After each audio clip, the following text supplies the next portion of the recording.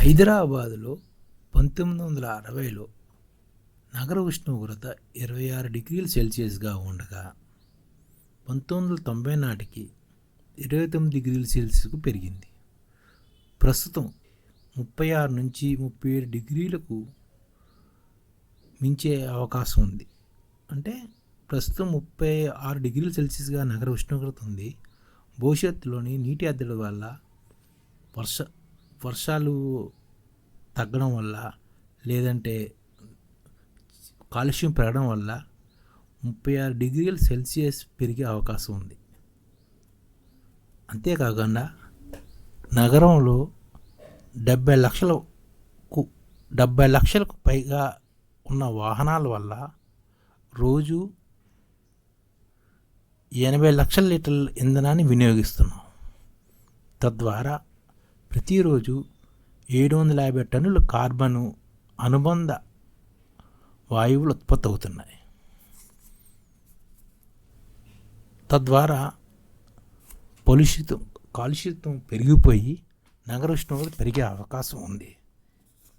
అంతేకాకుండా ప్రతిరోజు ప్రతి వ్యక్తికి 135 నుంచి 150 లీటర్ల నీరు అవసరం అయితే ప్రస్తుతం అంత నీరు లభించట్లేదు. హెచ్ఎండిఏ పరిధిలో గతంలో 3000 చెరువులు ఉండేవి. జిహెచ్ఎంసి పరిధిలో గతంలో 184 చెరువులు ఉండేవి.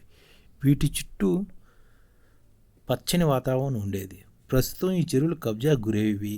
వాటి యొక్క పరిధి తగ్గిపోయి సింహభాగం అక్రమార్కుల చేతుల్లో ఉండడం వల్ల పచ్చదనం కూడా కరిగిపోతుంది.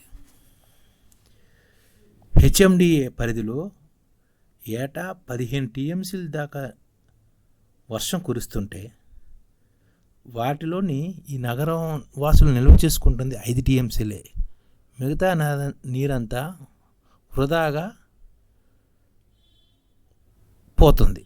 అంటే వృధాగా నగరాన్ని విడిచిపోతుంది. తద్వారా భూగర్భ నదీ జలాలు హైదరాబాదులో తగ్గుతున్నాయి. కృష్ణా నుంచి 3 దశల్లో పంపింగ్ చేసి దాదాపుగా 120 కిలోమీటర్ల నుంచి నీళ్ళు తెచ్చుకుంటున్నాం. అదేవిధంగా గోదావరి నుంచి 4 దశల్లో పంపింగ్ చేసి 180 కిలోమీటర్ల నుంచి నగరానికి నీళ్ళు తెచ్చుకుంటున్నాం. నీటి సేకరణ, శుద్ధి, క్లోనింగు తదితరాలకు భారీ స్థాయిలో నిధులు ఖర్చు చేస్తుంది మన ప్రభుత్వం. మొత్తంగా చూస్తే 1 కిలో లీటర్కు 45 రూపాయల దాకా ఖర్చు చేస్తుంది.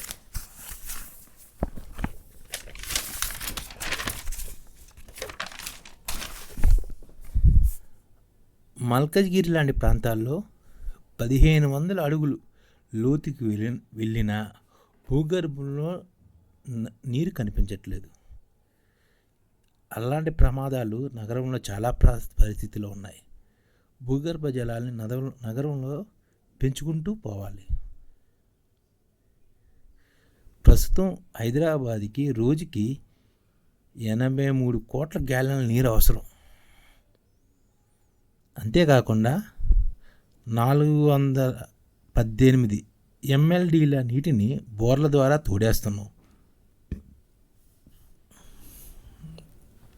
ప్రస్తుతం నేలలో నీరు ఎంత ఎక్కుతుందో దానికన్నా ఎక్కువగా నీరుని మనం భూగర్భం నుంచి తోడుకొని వాడేస్తున్నాం. 1 మీటర్ భూగర్భ జలం మట్టం పెరిగితే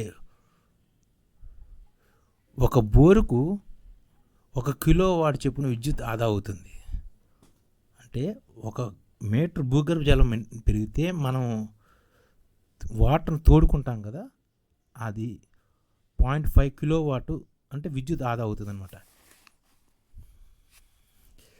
నగరంలో నీటిని సరఫరా చేసే పైప్లైన్ లీకేజీల వల్ల దాదాపుగా 30% నీరు వృధా అవుతుంది. ఒక కుళాయి నుంచి చుక్కగా 24 గంటల పాటు నీరు కారితే దాదాపుగా 3 లీటర్ల, అంటే 24 గంటల్లో, అంటే ఒక చుక్క పోతుంది అనుకుంటాం, కానీ అది 3 లీటర్లు అవుతుంది 24 గంటల్లో. ఒక నాలా నుంచి గంటపాటు నీరు ధారాళంగా వృధా అయితే దాదాపుగా 1200 లీటర్లు అవుతుంది అది. ఇలాంటివి నగరంలో 9.6 లక్షల నాళాలు ఉన్నాయి. చాలా ప్రాంతాల్లో ఆ నాళాలను కట్టకుండా వదిలేస్తున్నారు. అవి మురికి గుంటలో పోతున్నాయి. ఇలాగా ప్రతి నెల నీటి నిర్వహణకి నగరము 120 నుంచి 130 కోట్లు ఖర్చు చేస్తుంది. ఈ నీరు వృధా అవుతుంది అన్నమాట.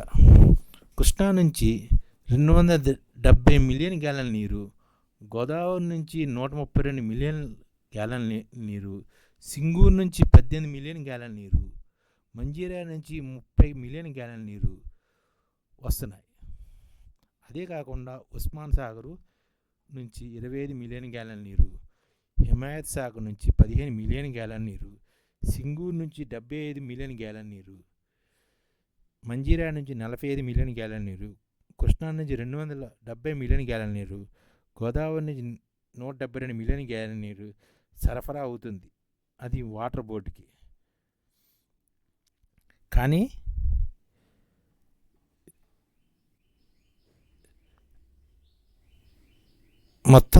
మొత్తంగా చూస్తే ప్రస్తుతం 700 మిలియన్ గ్యాలన్ నీరు వస్తుందన్నమాట. ఇది కానీ ఇంత నీరుకి ఖర్చు చేస్తుంది దాదాపుగా 150 కోట్ల రూపాయలు ఖర్చు చేస్తున్నారు. కానీ ప్రభుత్వానికి వస్తుంది 100 కోట్లే. అంటే ప్రతి నెల 50 కోట్ల రూపాయలు ప్రభుత్వానికి అదనంగా భారం పడుతుంది. ఇందులోని 70% విద్యుత్కే ఖర్చు చేస్తున్నారు. అంటే ఆ విద్యుత్ వాడకాన్ని తగ్గించగలిగితే ప్రభుత్వానికి ఎంతో మేలు. ఇది చేయాలంటే హైదరాబాద్లో గల జనవనరులపై సోలార్ ప్యానెల్ బిగించి, అంటే వాటర్ బోర్డు పర్యవేక్షణలో సోలార్ ప్యానెల్ కానీ బిగించడానికి దాదాపుగా 1000 కోట్లు ఖర్చు అవుతుంది. అది కానీ చేయగలిగితే ప్రతి నెల 50 కోట్ల రూపాయల వరకు ఆదా చేసుకోగలుగుతాం.